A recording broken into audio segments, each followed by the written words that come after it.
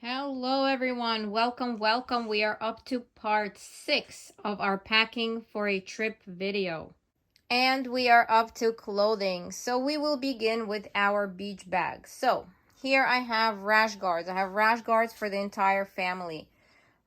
This is a must for us because any trip that involves the beach, the pool, kayaking, boating, swimming, water parks, anything of that sort where you're going to be out in the sun, you have to have your rash guards. Stay safe. Put on sunscreen on the areas that are not covered, but this kind of eliminates that shoulder pain, something that gets burned really easily, and a big part of the upper body. So this is great to have with you. Also, take your caps, cover the head, and avoid the burn there. So here we go, caps for the entire family. Goggles if you're going underwater and your kids want to hang out at the pool. This is somewhat optional. This is if you decide you want to do that. You can always take the goggles with you. If you are going to the beach, you want to have your beach blanket. I got this one. I don't think it's actually any longer available on Amazon. It's very convenient. It's very light. It folds into a little baggie. And it kind of doesn't really, let the sand on it. It kind of goes through it, so it's very nice. Sunscreen, take a lot of sunscreen. I get this one in particular. This is Babo Botanicals. This is pure zinc sunscreen. Essentially, this is the best one to use. It doesn't have any other toxic ingredients, and it comes in a convenient spray bottle. Okay, moving along. Bathing suits for the entire family. We have some swim diapers if you have a child that needs swim diapers. We have some towels, or the towels that we've mentioned before. We have some beach toys or pool toys. Okay, so we have floaties if you need them. I always take a change of clothes bag. So after you're from the water, if you want to change, especially for the kids, for them to be comfortable, sometimes I take an additional bathing suit if we're going to spend more time at the beach or pool and can't really come back to the main site or to the hotel room. Then we have flip-flops or any shoes that you will be wearing at the beach. And these will be part of my shoe bag. So I have a shoe bag where I take a category of shoes for each person. So if there is a beach or pool involved, this will be part of it. So 5 of these. Then we'll go over when we get to the shoe bag. Okay, moving on. What else do you need? You need some snacks, some waters. You may take a little cooler if the beach or pool allows it. Okay, let's hop right into my shoe display. So I switched things up a little bit, but basically we have 3 categories. So first we have the beach, the sand, the pool.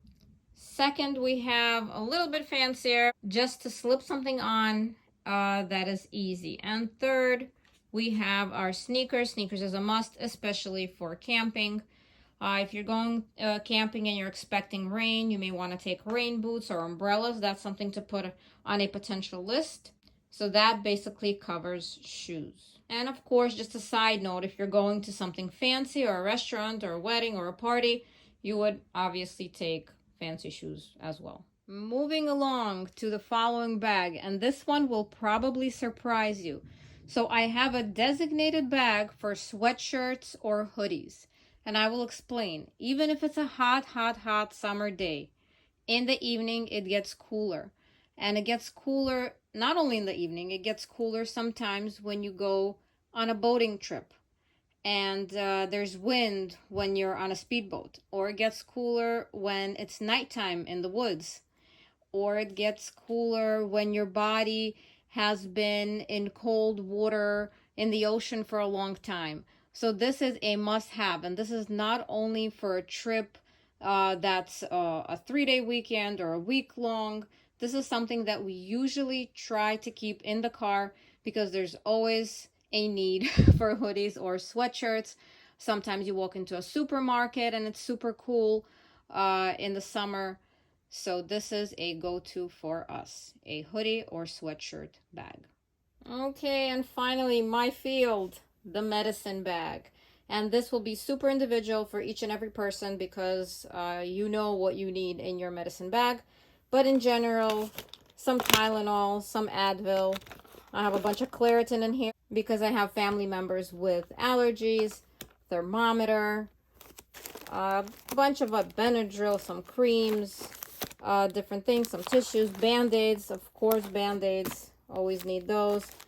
This cream, this is a prescription cream, came in very handy, silver for burns. At camping trips, people tend to have little accidents. So basically anything and everything that you may need. And of course, check your expiration dates. Make sure everything is working and on hand, ready to be used. Sometimes you just have ready first aid kits. You may just want to use that. This is totally up to you. And of course, moving along here, we need mosquito spray, mosquito repellent. We usually use the ones that contain citronella. And it's always a good idea to have DEET if you're going camping, to spray around the tent and in the surrounding areas to help with protection from ticks. And finally, we are up to packing clothing. And I usually do short sleeves, long sleeves, shorts and pants, socks, pajamas. And I usually do it for the amount of days that we're going for, and sometimes plus one. So I add on an additional pair. So for kids, obviously you can take more because they get dirty more often. So again, take into consideration occasions that you will have if you need anything extra. And as promised, to speak a little bit about multi-hotel trips. So we made a crazy drive to Florida from New York, and we were gonna stay over 2 days at hotels. So what I did was I packed for 2 days for hotel stay, and then the other 5 days for the regular Florida stay. This eliminated dragging stuff in and out of the car and made things handy. So whatever I needed quick, I had quick, and I didn't need to take everything out and then bring it back and take it out and bring it back. Another option is to pack by outfits. That's something that's also convenient. That's if you know exactly what you're gonna wear on that day. So you would, for instance, take a shirt, a pair of pants, a pair of socks, and let's say a pair of pajamas, and you would pack that into one bag. And then again, you would repeat. You would take a shirt, pair of pants, a pair of pajamas again. Well, for kids, we take double in pajamas, and that would be, let's say, the cooler days. And if you're going into summer, for the third day, for the spot where you're traveling to, you would take your shorts, your short sleeves, and a pair of socks, for instance. So you can definitely pack by outfits, or you can pack by days. These are all good options. You have to check out what works best for you. And lastly, and there's many of these little things that are last minute. So you have your toothbrushes, your toothpaste, deodorant, chargers, AirPods, iPads, whatever little things that you know you will need. Make sure you have the snacks on the road. Make sure you have little toys for the kids if you need to be entertaining them on the long drive. I always take my thermos. I also take tea bags to go because I know I'll be making my own tea because I drink tea all the time. Or if there's a Starbucks, obviously tea, coffee, you'll be able to get that. And believe it or not, I think we are done. And I'm sure maybe I forgot little things here and there, but just as a general rough draft, this pretty much concludes it. Your list will absolutely vary, of course. The season that you're traveling will also have an effect on what you're bringing with you.